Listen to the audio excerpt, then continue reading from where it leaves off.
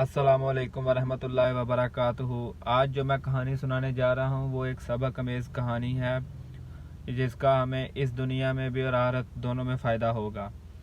तो कहानी को एंड तक ज़रूर सुनिए और गौर से सुनिए और इस बात को समझिए कि उसमें नुक्ता क्या बयान करना चाह रहा है। दरअसल कहानी सुनाने का मकसद ये है कि आप लोगों को पता चले कि हम अपनी दुनिया को आखिरत में कैसे संवार सकते हैं। एक रियासत थी, वहाँ पे एक साल के लिए एक बादशाह को मुकर्रर किया जाता था और उनका कानून था कि साल की पहली तारीख को जो बंदा साहिल किनारे उतरता था उसको उन्होंने अपना बादशाह मुकर्रर कर लेना होता था। एक साल के लिए उसने बादशाह रहना होता था। एक साल के बाद उसको झाड़ियों में जो समुंदर के उस पार एक जंगल था जहाँ पे बुसीदा जानवर और बिच्छू, सांप, जहरीले जानवर लगा लो, वहाँ पे लंबी लंबी झाड़ियाँ, दरख्त, ये सब होता था। वहाँ पे उसको जंजीरों में जकड़ के छोड़ आते थे अपने बादशाह को साल के एंड पे। पर एक साल के लिए वो बादशाह होता था। उन्होंने ऐसे ही करना। बड़े लोग आते थे, एक साल के लिए बादशाह बनते, सब कुछ भूल जाते। साल बाद वो चीखते चिल्लाते, हमें ना लेके जाओ, हमें ना लेके जाओ, पर उसको जंजीरों में जकड़ के ले जाते थे और कोई उनकी सुनता नहीं था। ऐसे ही टाइम चलता गया। एक सौदागर आया। उन्होंने सौदागर को बोला कि भाई तुम हमारे बादशाह हो। उसने कहा भाई मुझे तो बादशाह का पता नहीं है, मैं तो सौदागर बंदा हूँ, काम करता हूँ और रिज़्क़ कमाता हूँ और घर जाता हूँ। उन्होंने कहा नहीं, तुम एक साल के लिए मुकर्रर हो हमारे बादशाह और एक साल के बाद हमने तुम्हें जंजीरों में जकड़ के दूसरी तरफ छोड़ के आना, ये कानून है यहाँ का। उसने कहा यार मुझे बादशाह चाहिए ही नहीं, पर उन्होंने उसे कहा कि ये हमारा कानून है, तुम्हें मानना पड़ेगा। उसने कहा ठीक है, पर मेरे भी एक शर्त है। उन्होंने कहा जी जो तुम्हारी शर्त होगी सारी पूरी होगी, पर कानून में तुम रद्दो बदल नहीं कर सकते, कानून वही रहेगा। उसने कहा ठीक है, मुझे मंजूर है। ये बात करके उसने चलो बादशाह संभाल ली। बादशाह संभालने के बाद सौदागर बंदा था, उसने क्या किया, उसने सबसे पहले ना वहाँ पे जो मुलाजिम थे उनको हुक्म दिया कि वो जो सामने जंगल है ना उसके दरख्त सारे काट के आओ।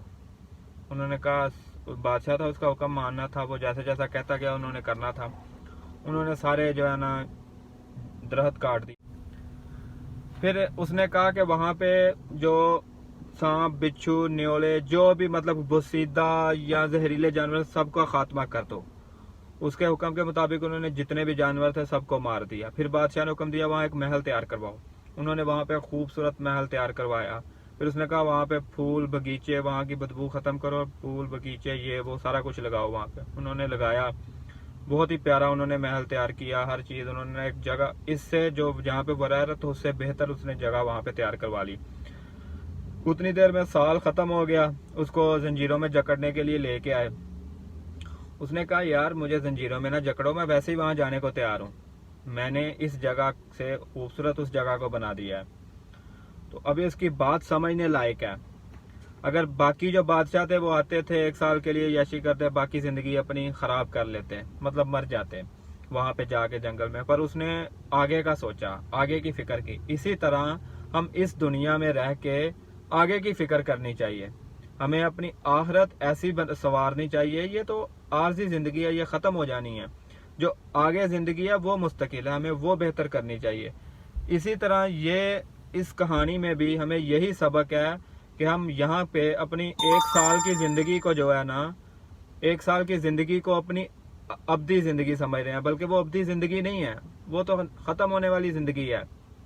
हमें ये सोचना चाहिए हमें आगे क्या करना है।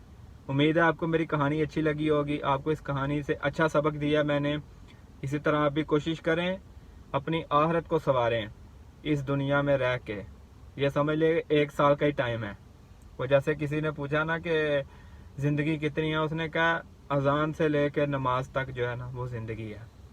जज़ाकल्लाह, अल्लाह हाफिज।